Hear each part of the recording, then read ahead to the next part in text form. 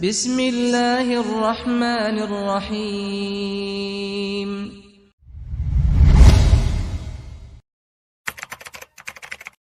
Assalamualaikum warahmatullahi wabarakatuh.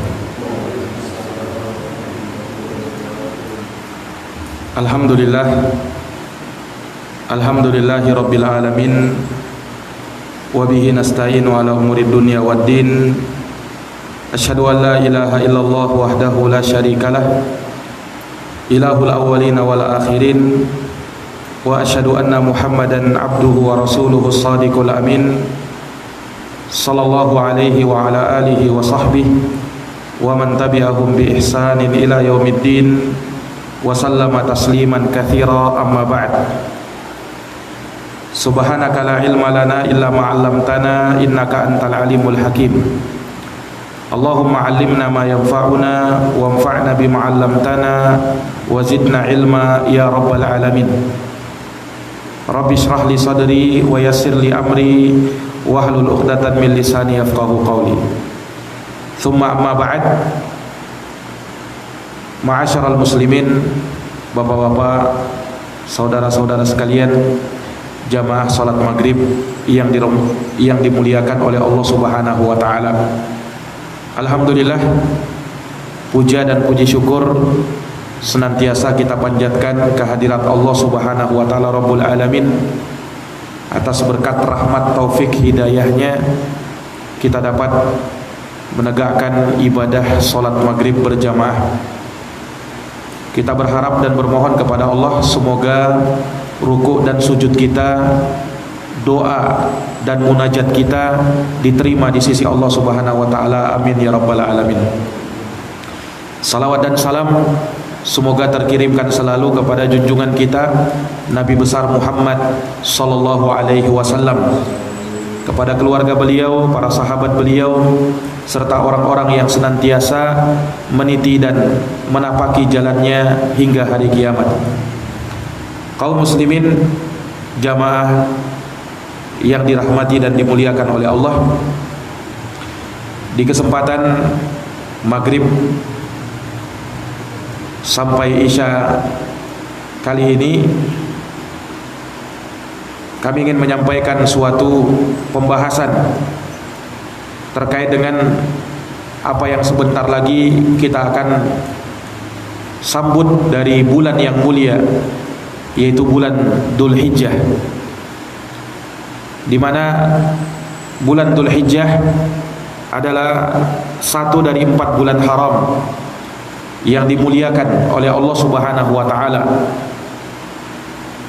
di mana amal ibadah, amal soleh yang dilakukan di hari-hari bulan Dzulhijjah, khususnya di 10 pertama bulan Dzulhijjah, itu akan dilipat gandakan oleh Allah Subhanahu wa taala. Maka seorang muslim tentu akan mengejar keutamaan amalan yang apabila seseorang melakukannya, maka ini yang akan mengangkat derajatnya di sisi Allah Subhanahu wa taala, akan menambah pundi-pundi pahalanya, dan kelak dia akan berbahagia tatkala berjumpa dengan Allah Subhanahu wa taala dengan membawa pahala yang berlipat ganda. Seorang mukmin berbahagia dan bergembira dengan datangnya momen-momen istimewa, yang mana dia akan manfaatkan hal tersebut dalam rangka untuk beribadah kepada Allah. Di dalam Al-Quran, Allah Subhanahu wa ta'ala berfirman, man amila salihan min dzakarin aw untha wa huwa mu'minun falanuhyiyannahu hayatan thayyibah wa lanajziyannahum ajrahum bi ahsani ma kanu ya'malun. Barang siapa yang dia beramal saleh dari laki-laki maupun perempuan, dan dia dalam keadaan beriman, maka niscaya kami akan adakan baginya kehidupan yang baik, dan kami akan berikan balasan untuk mereka dengan pahala yang lebih baik dari apa yang telah mereka kerjakan. Maka syariatul Islam itu menuntunkan kepada umatnya untuk melakukan amal ibadah sebagai tujuan mereka diciptakan oleh Allah Subhanahu wa taala di muka bumi ini. Dan ibadah tersebut akan semakin istimewa manakala dilakukan di waktu-waktu yang istimewa. Bulan Dzulhijjah adalah bulan yang istimewa, sehingga amalan yang dilakukan di bulan tersebut tentu bukan sembarang amalan. Dia juga merupakan amalan-amalan yang istimewa. Para hadirin jamaah salat maghrib yang berbahagia, kita tahu bahwasanya di bulan Dzulhijjah ada hari yang mulia yang dikenal dengan Yaumu Arafah, hari Arafah, hari yang disebut oleh para ulama juga sebagai hari pembebasan dari api neraka, di mana pada hari itu Allah akan banyak memerdekakan hamba-hambanya dari api neraka pada hari Arafah. Doa yang dipanjatkan pada hari itu adalah doa yang terbaik. Sampai kata Nabi, khairud du'a du'a'u yaumi Arafah. Sebaik-baik doa adalah doa yang dipanjatkan di hari Arafah, di tanggal 9 Dzulhijjah. Wa khairu ma qultu ana wan nabiyyuna min qabli, dan sebaik-baik yang aku ucapkan dan para nabi sebelumku mengucapkannya adalah kalimat la ilaha illallah wahdahu la syarikalah lahul mulku wa lahul hamdu wa huwa ala kulli syai'in qadir. Ini menunjukkan bahwasanya di hari Arafah adalah hari yang doa mustajabah di waktu itu. Dan di hari itu pula dituntunkan bagi umat Islam yang tidak melakukan ibadah haji, yang tidak wukuf di Arafah untuk melaksanakan puasa yang dikenal dengan saumu yaumi Arafah, puasa hari Arafah, yang disebutkan oleh Nabi SAW keutamaannya, saumu yaumi Arafah ahtasibu ala Allah ayukaffir sanatan lati qablahu wa sanatan lati ba'dahu. Berpuasa di hari Arafah, kata Nabi, di tanggal 9 Dzulhijjah, aku berharap semoga bisa menghapuskan dosa 1 tahun yang lalu dan dosa 1 tahun yang akan datang. Ini hari Arafah. Dan hari yang setelahnya itu yang dikenal dengan Yaumun Nahri, hari penyembelihan, yang kita kenal dengan Yaumul Adha, hari raya Idul Adha, yang disebut juga dengan Yaumul Hajjil Akbar, hari haji yang paling besar. Di hari itulah kaum muslimin merayakan hari raya Idul Adha. Di hari itu pula mereka menyembelih hewan kurban mereka. Di hari itu pula Allah Subhanahu wa taala mengutamakan hari tersebut dibandingkan dengan hari-hari yang lain. Makanya disebutkan dalam hadis Abu Bakar radhiyallahu an, Rasulullah pernah bersabda, a'zamul ayyami 'indallah yaumun nahri wa yaumul qarr. Hari yang paling agung di sisi Allah adalah hari penyembelihan, yaitu hari Idul Adha tanggal 10 Dzulhijjah, dan hari setelahnya Yaumul Qarr, hari di tanggal 11 Dzulhijjah, di mana pada hari itu para jemaat haji mereka sedang bermalam di Mina, dikenal dengan awal dari Ayyamut Tasyriq. Nah, inilah hari-hari yang istimewa. Di hari tersebut kaum muslimin berjuta-juta berada di Masjidil Haram, berada di Makkatul Mukarramah dalam rangka untuk memenuhi panggilan Allah Subhanahu wa taala. Labbaik Allahumma labbaik. Aku penuhi panggilanmu ya Allah. Aku senang memenuhi panggilanmu ya Allah. Labbaik la syarika lak labbaik. Aku penuhi panggilanmu ya Allah, tidak ada serikat bagimu. Innal hamda wan ni'mata laka wal mulk la syarikalak. Sesungguhnya pujian, kenikmatan itu bagimu ya Allah. Demikian pula seluruh kekuasaan dan kerajaan, tidak ada syarikat bagimu. Inilah yang dilantunkan dari kalimat talbiyah sebagai bentuk berserah dirinya kita kepada Allah Subhanahu wa taala di hari itu, khususnya bagi mereka yang menjalankan ibadah manasik haji di Makkah Al-Mukarramah. Para jamaah yang dirahmati dan dimuliakan oleh Allah, sementara kita yang belum diberikan kesempatan untuk melakukan ibadah yang mulia, ibadah haji, maka kita bisa melakukan ibadah kurban.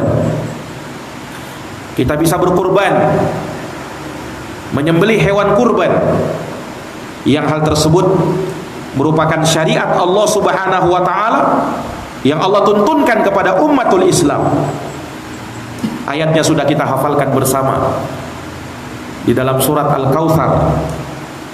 Inna a'tainakal kautsar. Sesungguhnya kami telah memberikan kepadamu nikmat yang sangat banyak. Kami telah memberikan kepadamu keutamaan dari sungai yang ada di dalam surga, disebut dengan Al-Kautsar. Maka sebagai wujud mensyukuri nikmat Allah Subhanahu wa taala, fasalli li rabbika wanhar. Maka tegakkanlah salat karena mengharapkan wajah Tuhanmu, wanhar, dan sembelihlah kurban. Ulama mengatakan perintah salat yang dimaksud di dalam ayat ini adalah salat Idul Adha. Sementara perintah kurban, perintah menyembelih kurban pada ayat ini adalah berkurban setelah salat Idul Adha. Fasalli li rabbika wanhar. Maka salatlah karena Tuhanmu dan sembelihlah kurban. Inna syani'aka huwal abtar. Sesungguhnya orang yang membenci engkau wahai Muhammad, maka merekalah yang akan terputus. Ayat yang sangat agung yang di dalamnya terdapat perintah untuk berkurban. Dan memang berkurban merupakan bahagian dari syiar yang hendaknya kita nampakkan, yang hendaknya kita agungkan, yang hendaknya kita muliakan, sebab Allah Subhanahu wa taala memuliakan ibadah ini. Dalam Al-Qur'an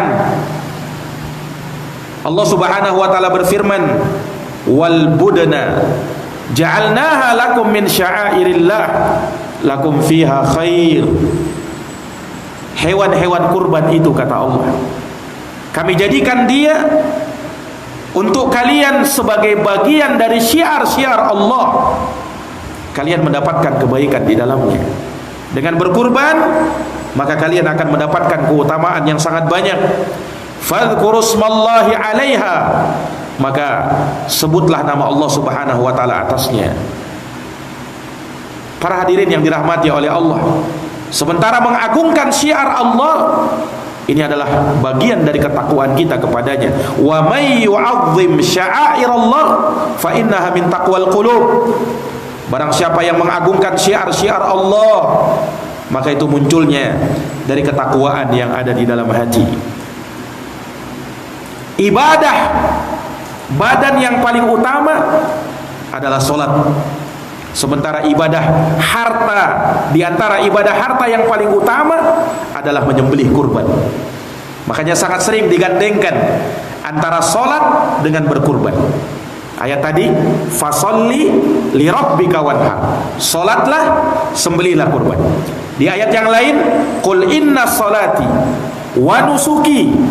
Katakanlah sesungguhnya salatku dan nusukku. Menurut penafsiran para ulama, nusuk di sini ay dzabhi. Sesungguhnya salatku dan sembelihanku. Wa mahyaya wa mamati. Kemudian hidup dan matiku. Lillahi rabbil alamin. Hanya untuk Allah Rabb semesta alam. Tidak ada sekutu baginya. La syarikalah. Wa bidzalika umirtu. Dengan itu aku diperintah.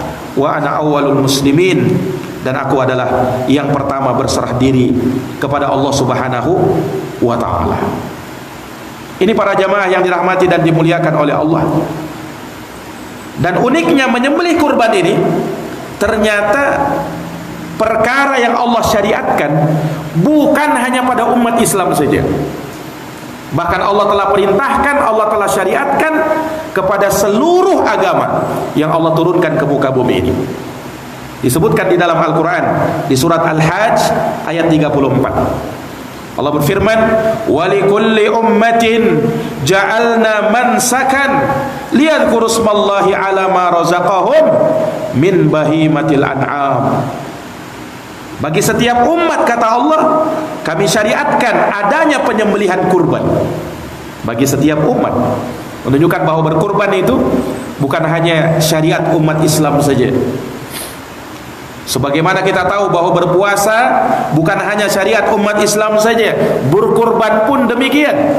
Tapi dia syariat seluruh umat yang Allah Subhanahu wa taala utus kepadanya seorang nabi dan seorang rasul. Maka Allah perintahkan untuk kita menyembelih kurban dalam rangka untuk menyebut asma Allah ketika menyembelihnya, dan sebagai bentuk wujud kesyukuran kepada Allah terhadap rezeki yang Allah berikan kepada kita. Nah, dan berkurban merupakan sunnahnya Nabi SAW. Nabi berkurban semenjak Nabi SAW berhijrah ke Madinah. Nabi tidak pernah meninggalkan ibadah menyembelih kurban. Disebutkan dalam hadis Anas bin Malik radhiyallahu anhu yang diriwayatkan oleh Imam Al-Bukhari dan Imam Muslim. Disebutkan oleh Anas bin Malik, dohan Nabi sallallahu alaihi wasallam bikabsyaini amlahaini aqranain dzabahahuma biyadihi wa samma wa kabbar wa wada'a rijlahu ala sifahihima. Nabi SAW itu menyembelih 2 ekor kambing yang amlah, yang cantik warnanya, putih, ada kehitam-hitamannya. Itu diantara jenis kurban yang terbaik. Kambing yang berwarna putih, kemudian ada hitam-hitamnya. Nah, kalau ketemu kurban yang seperti itu, nah itu kurbannya Nabi begitu. Nabi SAW sembelih itu akronain, kambingnya punya tanduk. Zabahahuma biyadih, Nabi sembelih dengan tangannya sendiri. Wasamma wa kabbar, beliau menyebut bismillah dan Allahu akbar. Jadi menyembelih kurban bismillah, Allahu akbar. Wa wada'a rijlahu ala sifahihima, kemudian Nabi meletakkan kakinya di atas perut dari hewan kurban itu. Kemudian Nabi sembelih. Ini para jamaah yang dirahmati dan dimuliakan oleh Allah Subhanahu wa taala, menunjukkan bagaimana syariat menyembelih kurban itu. Disebutkan dalam hadis yang lain, man dabaha qabla shalah falyadbah syatan makanaha. Barang siapa yang menyembelih kurbannya sebelum salat Id, maka hendaknya dia ganti kurbannya, tidak sah sebagai kurban. Karena nanti kurban itu disembelih setelah salat Id. Waktunya sudah ditetapkan oleh Allah dan Rasulnya. Siapa yang menyembelih sebelum salat Id, maka tidak dianggap sebagai hewan kurban. Dia hendaknya mengganti kambing yang lain sebagai sembelihan yang baru. Wa malam yakun dabaha falyadbah ala bismillah. Siapa yang belum menyembelih, maka sekaranglah waktunya menyembelih. Pada saat selesai salat Id, maka dia sembelih dengan menyebut bismillah. Ini para jamaah yang dirahmati dan dimuliakan oleh Allah. Ulama beda pendapat, apa hukumnya menyembelih kurban itu, apa hukumnya berkurban bagi umat Islam. Ada yang berpendapat hukumnya wajib, ada yang berpendapat hukumnya sunnah. Dan mayoritas para ulama berpendapat bahwasanya berkurban itu hukumnya sunnah muakkadah. Sunnah muakkadah ini sunnah yang sangat amat ditekankan, hampir mendekati wajib, tapi tidak sampai wajib. Dan sebagian ulama ada yang berpendapat wajib. Kenapa? Karena ada hadis Nabi SAW, diriwayatkan oleh Imam Ibnu Majah dan selainnya. Rasulullah pernah bersabda, "Man kana lahu sa'atan walam yudhhi fala yaqrabanna musallana.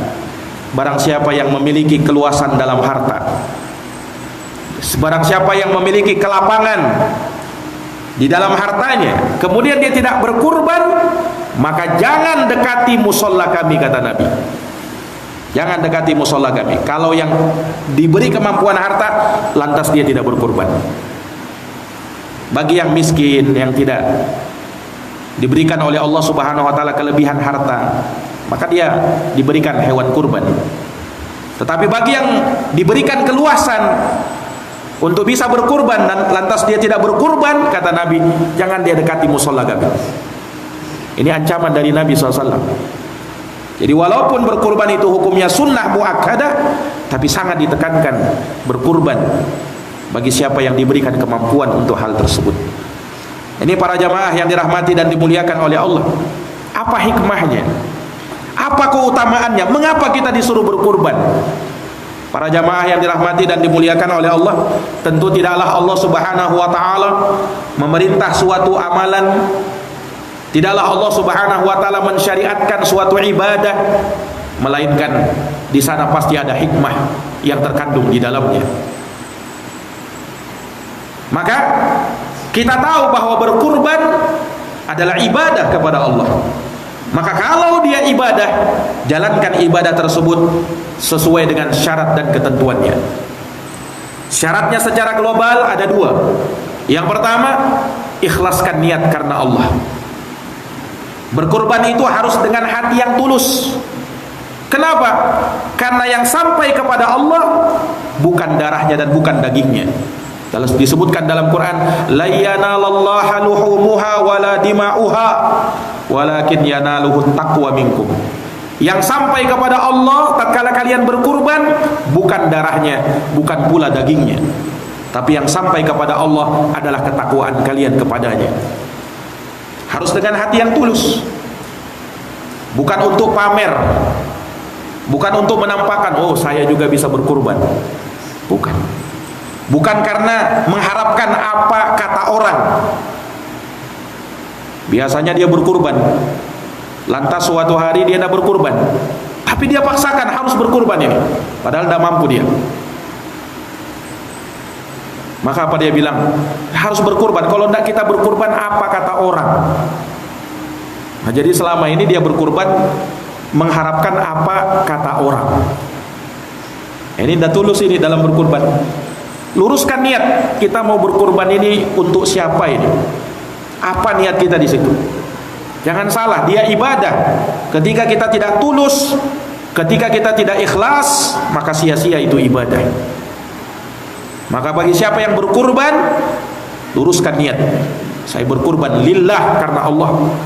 Dalam rangka untuk bertakwa kepada Allah, dalam rangka untuk mendekatkan diri kepada Allah Subhanahu wa ta'ala.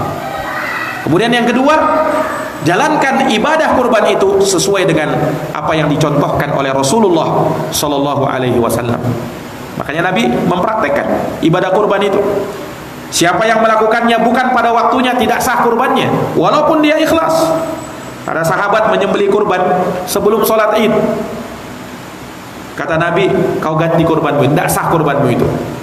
Ya Rasul, saya ini menyembelih kurban karena memang saatnya itu saya butuh-butuh ya Rasul, keluargaku juga, dan aku langsung bagikan kepada orang miskin. Walaupun kata Rasul, karena kau sembelih bukan pada waktunya, tidak sah. Ibadah itu kan ada waktunya, sama seperti sholat. Kalau sholat zuhur kita lakukan jam 10 pagi, walaupun ikhlasnya tingkat tinggi, tidak akan diterima sholat zuhur kita, karena belum waktunya. Berkurban juga begitu, harus sesuai dengan prakteknya Nabi Sallallahu Alaihi Wasallam, harus sesuai dengan tuntunannya Nabi Sallallahu Alaihi Wasallam. Makanya di dalam ilmu fikih Islam itu dibahas, Pak, ada namanya fiqhul kurban, fiqhul udhiyah, fikih dalam berkurban. Nah, dibahas oleh para ulama, dijelaskan oleh para ulama terkait dengan umur hewan kurban, terkait dengan cacat-cacat hewan kurban, apa yang bisa disembelih, apa yang tidak bisa disembelih. Umurnya hewan kurban juga harus dilihat. Kalau tidak cukup umur, tidak bisa dijadikan hewan kurban. Ada ketentuan-ketentuannya. Dijelaskan oleh para ulama kita terkait dengan berkurban itu. Nah, ini modal pokok kita di dalam menyembelih kurban. Beribadah dengan ibadah kurban ini. Ikhlas dan lakukan dia sesuai dengan tuntunan Rasulullah sallallahu alaihi wasallam. Kemudian jamaah sekalian, dengan kita berkurban berarti kita menegakkan peribadatan kepada Allah Subhanahu wa taala. Ayat yang tadi kita singgung, qul inna salati wa nusuki. Katakanlah bahwa salatku dan sembelihanku. Allah gandengkan antara ibadah salat dan ibadah menyembelih kurban. Maka tidaklah hal ini disebutkan oleh Allah melainkan karena keagungan dan kemuliaan ibadah kurban ini. Para jamaah yang dirahmati dan dimuliakan oleh Allah Subhanahu wa taala, berkurban juga sebagai lambang kesyukuran kita kepada Allah. Betapa banyak nikmat yang Allah berikan kepada kita. Betapa banyak kucuran karunia yang Allah Subhanahu wa taala limpahkan kepada kita. Mana syukur kita kepada Allah? Maka sebagai lambang kesyukuran kita kepada Allah, sembelih hewan kurban. Bagi siapa yang diberikan keluasan, sekali lagi jangan tinggalkan kurban itu. Ibadah yang sangat mulia. Allah berfirman, "Fakulu minha wa at'imul qani'a wal mu'tar. Kadzalika sakharnaha lakum la'allakum tashkurun." Kata Allah Subhanahu wa taala dalam surat Al-Hajj 36, makanlah dari hewan kurban itu, wa at'imul qani'a wal mu'tar. Kemudian berikanlah pada sebagian dagingnya kepada orang-orang yang rela dengan sesuatu yang ada pada dirinya, yaitu kepada orang yang tidak meminta-minta dan kepada orang yang meminta-minta. Ini menunjukkan bahwasanya disunnahkan kita makan daging kurban itu juga. Kita yang menyembelih kurban, sunnahnya kita bagikan hewan kurbannya, sebagiannya kita makan juga. Sebab dalam Quran dikatakan, fakulu minha, makanlah daging kurban. Jangan dibagikan semua, makan juga sebagiannya. Sebagai wujud mengamalkan ayat Quran ini, Allah Subhanahu wa taala sebutkan dalam surat Al-Hajj ayat 36. Fakulu minha, tapi jangan dimakan semua juga. Bagikan lebih banyaknya kepada orang yang membutuhkan, kepada tetangga kita, kepada handai taulan kita, kepada orang miskin. Dan kurban ini tidak diharuskan kepada orang miskin saja. Beda dengan zakat, ya, infak dan sodakoh yang kita berikan kepada fakir miskin. Tetapi kalau kurban ini kepada tetangga kita yang mungkin walaupun dia berkecukupan, kita berikan boleh kepada dia. Agar dia ketika misalnya hari ini tidak berkurban, nanti tahun depan dia berkurban, sadar dia, ini saya nak berkurban, dikasih hewan kurban. Nah, ini para jamaah yang dirahmati dan dimuliakan oleh Allah Subhanahu wa taala. Maka kata Allah, kadzalika sakharnaha lakum la'allakum tashkurun. Demikianlah Allah tundukkan kepada kalian hewan-hewan kurban itu, hikmahnya la'allakum tashkurun. Semoga kalian bersyukur kepada Allah. Jadi kita menyembelih kurban sebagai wujud syukur kita kepada Allah. Bersyukur itu Pak, bukan hanya cukup mengucap alhamdulillah saat dapat nikmat. Bersyukur tingkat tinggi itu ketika kita lakukan dalam bentuk ibadah. Orang yang dikatakan bersyukur belum sah syukurnya dia kepada Allah kalau dia belum beribadah. Kalau hanya sekedar mengucap tahmid, alhamdulillah ketika dapat nikmat, itu baru ucapan.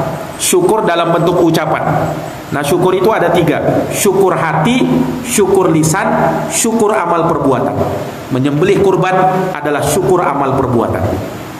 Ini para jamaah yang dirahmati oleh Allah. Apa hikmahnya lagi menyembelih kurban? Untuk meneladani Nabi Ibrahim alaihissalam. Nabi Ibrahim itu Abul Anbiya, bapaknya para nabi. Yang pertama kali mensunnahkan menyembelihan kurban adalah Nabi Ibrahim. Kisahnya sering kita dengarkan. Bagaimana kisah Nabi Ibrahim alaihissalam yang hendak menyembelih putranya, putra sematawayangnya Nabi Ismail alaihissalam. Disebutkan dalam Quran, diceritakan dalam Quran, ya, di dalam surat As-Saffat ayat 102 sampai 107. Allah berfirman, "Falamma balagha ma'ahu as-sa'ya." Disebutkan sebelum ini bagaimana kisah pilu Nabi Ibrahim harus berpisah dengan istri dan anaknya sendiri untuk menjalankan perintah Allah. Ibrahim harus tinggalkan putrinya, putranya dengan istri beliau di gurun pasir tandus, tidak ada apa-apanya di situ. Kemudian setelah itu berpisah dalam waktu yang lama, Allah Subhanahu wa taala pertemukan beliau dengan putranya Ismail yang sudah dewasa tatkala itu.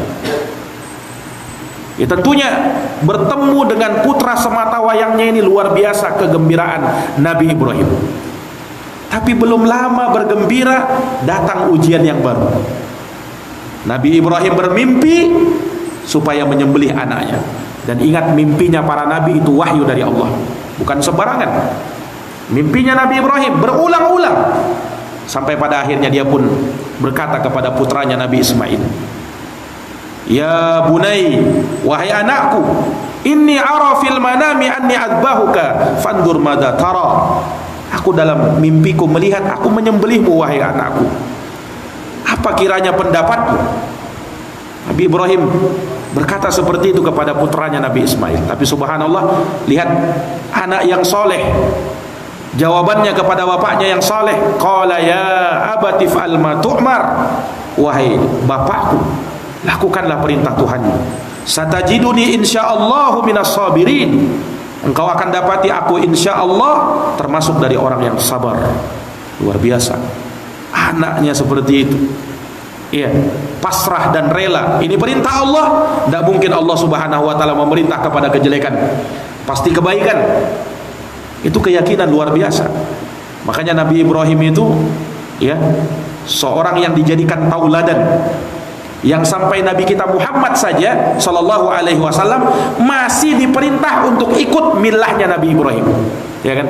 Anittabi' millata Ibrahim hanifa. Ikutilah wahai Muhammad milahnya Nabi Ibrahim, agamanya Nabi Ibrahim. Nabi kita disuruh ikut agamanya Nabi Ibrahim. Makanya menyembelih kurban ini sampai pada kita. Penyembelihan kurban dari semenjak Nabi Ibrahim sampai umat Islam dan sampai hari kiamat terus diamalkan umat Islam. Para jamaah yang dirahmati dan dimuliakan oleh Allah, maka apa yang terjadi disebutkan dalam peristiwa penyembelihan itu. Falamma aslama, ketika keduanya sudah pasrah, Ibrahim dan Ismail sudah pasrah. Tentunya cobaan yang sangat berat ini, bukan cobaan yang ringan. Bayangkan seorang bapak disuruh sembelih anaknya sendiri. Mana ada bapak yang tega untuk melakukan hal yang begitu? Nah, tapi ini perintah Allah. Di sini beliau diperhadapkan dengan apa? Kecintaan kepada dunia, apakah mengalahkan kecintaannya kepada Allah? Nabi Ibrahim ini, Allah ingin menguji saja Nabi Ibrahim. Kira-kira apakah dia akan mendahulukan kecintaannya kepada putranya atau kecintaannya kepada Allah? Subhanallah. Dengan ujian seperti itu Nabi Ibrahim tetap tegar, yakin betul kepada Allah Subhanahu wa taala. Maka disebutkan ketika keduanya sudah berpasrah diri, watallahu lil jabin, kemudian Nabi Ibrahim membaringkan putranya Nabi Ismail di atas pelepisnya, sudah siap mau disembelih. Apa yang terjadi? Wa nadainahu ayya Ibrahim. Maka kami pun memanggil, wahai Ibrahim, qad saddaqtar ru'ya, kau telah benarkan mimpi tersebut. Inna kadzalika najzil muhsinin, kemudian kami betul-betul akan memberikan balasan kepada orang-orang yang berbuat baik. Inna hadza lahuwal bala'ul mubin, sesungguhnya itu hanyalah ujian Allah, ujian yang sangat nyata. Wa fadainahu bidhabhin azim, dan kami tebus Nabi Ismail dengan sembelihan yang besar. Tidak jadi disembelih Nabi Ismail, justru yang disembelih adalah domba yang sangat besar yang Allah Subhanahu wa taala gantikan sebagai sembelihan Nabi Ismail, sebagai sembelihan Nabi Ibrahim. Allahu akbar. Ini para jamaah yang dirahmati dan dimuliakan oleh Allah. Nah, yang mana syariat ini terus berjalan sampai pada hari ini. Walhamdulillah, ya, kaum muslimin betapa semangatnya menyembelih kurban. Ya, hari-hari seperti ini kita bisa melihat, ya, syiar itu sudah mulai nampak. Terlebih pada saat hari berkurban, maka kita lihat luar biasa semangat kaum muslimin dalam berkurban, semangat kaum muslimin dalam berbagi, dan itu nampak dalam ibadah yang mulia ini. Para hadirin, para jamaah yang dirahmati dan dimuliakan oleh Allah, Kemudian apa hikmah yang lain? Kenapa kita disuruh berkurban? Para jamaah yang dirahmati oleh Allah, berkurban bisa mengeratkan hubungan persaudaraan, tali persaudaraan di antara sesama umat Islam. Itu nampak dalam ibadah kurban. Kenapa? Bisa terjalin ikatan tali persaudaraan yang sangat kuat. Karena di dalam ibadah kurban, setelah kita menyembelih, disunnatkan untuk membagikan daging kurban itu kepada orang-orang di sekitar kita, kepada orang miskin, kepada tetangga, handai taulan, siapapun yang membutuhkan. Tentunya orang sangat senang dikasih hewan kurban. Siapa yang tidak suka dikasih daging? Nah, maka orang yang dikasih tentunya cinta kepada yang mengasihi itu.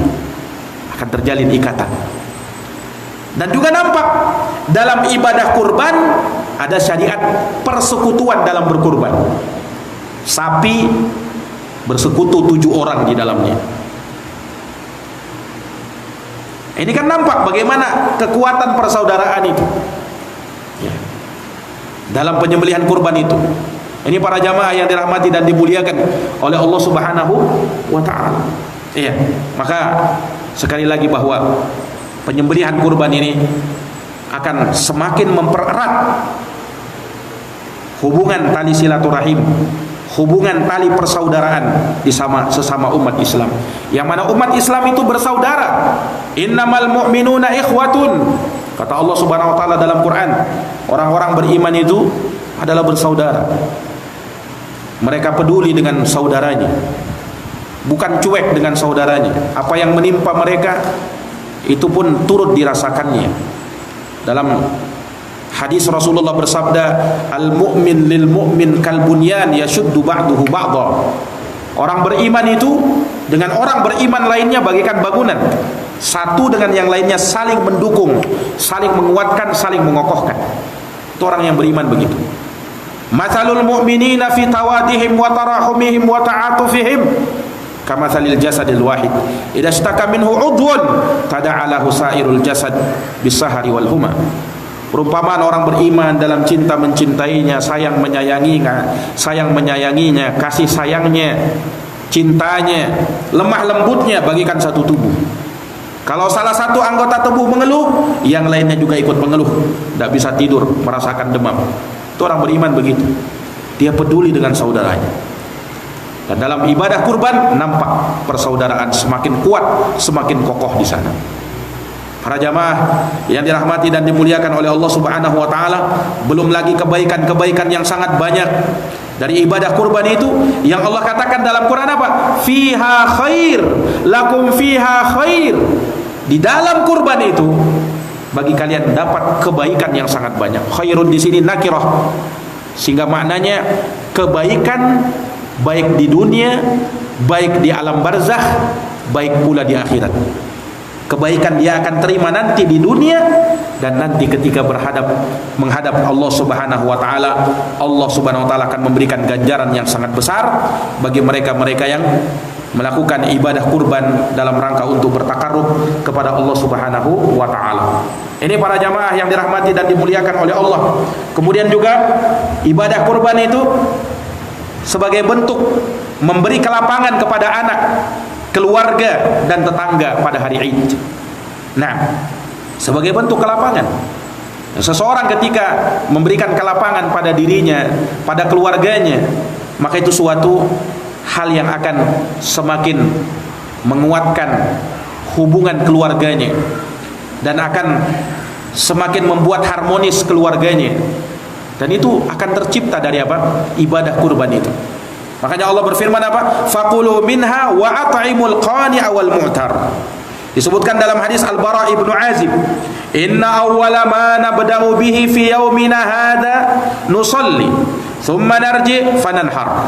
Kata Nabi, sesungguhnya yang pertama kali kita akan mulai di hari ini, hari raya Idul Adha, ketika itu kita salat Idul Adha, thumma narji, kemudian kita pulang, fananhar, lalu kita sembelih kurban. Faman fa'ala dzalika faqad asaba sunnatana. Barang siapa yang melakukan hal itu, maka sungguh kata Nabi, dia telah mencocoki sunnah kami. Wa man dabaha fa inna ma huwa lahmun qaddamahu li ahli. Barang siapa yang menyembelih, maka itu adalah daging yang dia berikan, yang dia persembahkan untuk keluarganya. Laisa minan nusuki fi syai'. Para hadirin yang dirahmati dan dimuliakan oleh Allah Subhanahu wa taala. Maka ini hikmah. Ini faidah. Ini keutamaan, kemuliaan orang yang menyembelih kurban. Ibadah yang sangat utama. Nah, maka para hadirin yang dirahmati dan dimuliakan oleh Allah Subhanahu wa taala, dikarenakan ibadah kurban ini ibadah yang utama, maka syariat menetapkan bagaimana adab dan etika bagi orang yang ingin berkurban itu. Ada etikanya, ada adab-adabnya yang dijelaskan oleh para ulama. Bahkan itu bermula dari semenjak masuk awal bulan Dzulhijjah. Para jamaah yang dirahmati oleh Allah, ini tanggal 26 Dzulhijjah. Ini malam sudah malam Dzulqa'dah. Ini malam sudah malam 27 Dzulqa'dah. Dah berapa lama lagi hari kita? Dah beberapa lama lagi kita akan bertemu dengan bulan Dzulhijjah. Nah, itu mulai dari hukum, dari awal pertama masuknya itu sudah ada adab dan etikanya. Makanya disebutkan dalam hadis Ummu Salamah radhiyallahu anha, Rasulullah bersabda, "Idza ra'aitum hilala dzulhijjah wa arada ahadukum ayyudhhiya falyumsik an sya'rihi wa adfarihi." Kata Nabi, apabila kalian melihat hilal bulan Dzulhijjah, maksudnya sudah masuk awal bulan Dzulhijjah, tanggal pertamanya, dan kalian ingin untuk menyembelih kurban, maka hendaknya dia tahan. Jangan sampai dia menyentuh rambutnya, jangan sampai dia sentuh kukunya. Maksudnya jangan disentuh, jangan dipotong. Jangan potong rambut, jangan potong kuku. Itu hukum bagi orang yang berkurban itu. Lah kenapa begitu, Ustaz? Kenapa tidak boleh potong rambut, tidak boleh potong kuku? Ini kata ulama dikiaskan sama seperti orang yang ibadah haji di Makkah. Di saat ihram, tidak boleh dia motong kuku, tidak boleh dia cukur rambut. Nanti pada saat tahallulnya baru dia memotong dan mencukur rambutnya. Nah, dikiaskan juga. Jadi ibaratnya orang ini sama seperti orang yang haji. Nah, karena orang haji itu tidak boleh begitu, yang berkurban juga begitu, tidak boleh. Khusus yang berkurban saja. Ini para jamaah yang dirahmati dan dimuliakan oleh Allah. Dalam riwayat lain disebutkan, idza dakhalatil ashru, apabila sudah masuk 10 pertama bulan Dzulhijjah, wa arada ahadukum ayudhahi, dan kalian ingin menyembelih kurban, khusus yang menyembelih kurban saja, fala yamassa min sya'rihi wa basyarihi syai'a. Jangan dia sentuh rambutnya, jangan dia sentuh kulitnya. Kalau ada kulit mau tercabut, jangan dicabut. Enggak boleh itu. Hukum bagi orang yang berkurban. Tidak boleh mencabut. Ada biasanya kulit-kulit mau terkelupas itu, Pak. Atau di dekat-dekat kuku ini kayak mau terkelupas, jangan diambil. Kenapa? Dilarang. Khusus bagi yang berkurban saja. Kalau yang tidak berkurban ya tidak ada masalah. Yang berkurban tidak boleh. Nah, ini para jamaah yang dirahmati dan dimuliakan oleh Allah. Dan itu ditetapkan dari awal bulan Dzulhijjah sampai kapan? Sampai kurbannya disembelih. Nah, kalau kurbannya sudah disembelih, baru boleh potong rambut, baru boleh potong kuku, baru boleh yang lain-lainnya. Nah, makanya kalau yang berkurban dia lihat memang kukunya. Sebelum masuk tanggal 1 Dzulhijjah, ya, kalau dia mau cukur memang. Kalau dia mau potong kukunya, potong kuku memang. Nah, supaya jangan sampai melanggar pantangan itu. Kalau dilanggar berdosa hukumnya. Kalau dilanggar bisa berdosa karena itu larangan. Dan Nabi memerintahkan fala yamassa min sya'rihi wa basyarihi syai'a. Jangan dia sentuh kulitnya, jangan dia sentuh kukunya, jangan dia sentuh rambutnya. Disentuh di sini bukan disentuh begini, bukan. Tetapi disentuh, dipotong, tidak boleh. Nah, ini para jamaah yang dirahmati dan dimuliakan oleh Allah Subhanahu wa taala. Itu adab bagi orang yang berkurban, menunjukkan kepada kita bahwa memang di dalam kurban ini ada syariat dan tuntunannya, ada aturan-aturannya, dijelaskan oleh para ulama kita. Nah, diterangkan dan dijabarkan oleh para ulama kita, detail pembahasannya. Iya. Ini menunjukkan para hadirin yang dirahmati dan dimuliakan oleh Allah bahwasanya berkurban itu ibadah yang mulia.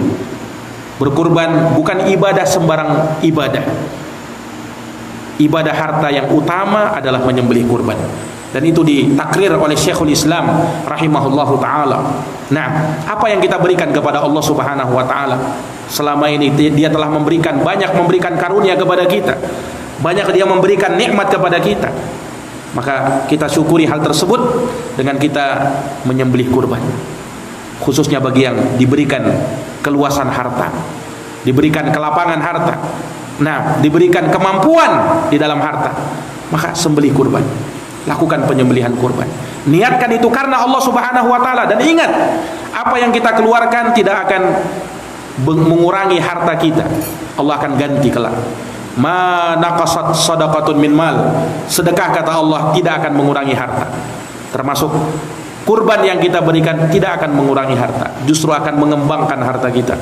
Nah, asalkan kita yakin kepada Allah Subhanahu wa taala dan kita tuluskan niat karena Allah Subhanahu wa taala, maka Allah akan memberikan ibadah, ganjaran pahala yang luar biasa di sisinya. Para hadirin, para jamaah yang dirahmati dan dimuliakan oleh Allah Subhanahu wa taala, mungkin demikian yang bisa kami paparkan sedikit tentang hukum-hukum dari ibadah kurban yang tidak lama lagi akan kita sambut. Semoga Allah Subhanahu wa taala memudahkan kita untuk menjalankan ibadah yang agung ini. Semoga Allah Subhanahu wa taala menyampaikan kita sampai di hari-hari yang mulia itu, di hari-hari yang utama itu, dan kita mampu untuk memanfaatkannya dalam rangka untuk beribadah dengan kepada Allah Subhanahu wa taala dengan tulus dan mengharapkan wajahnya. Amin ya rabbal alamin. Jazakumullah khairan atas perhatiannya. Mohon maaf atas segala kekurangannya. Kita tutup dengan doa kafaratul majlis. Subhanakallahumma wa bihamdika asyhadu an la ilaha illa anta astaghfiruka wa atubu ilaik. Subhana rabbika rabbil izzati amma yasifun wa salamun alal mursalin walhamdulillahi rabbil alamin. Wassalamu alaikum warahmatullahi wabarakatuh.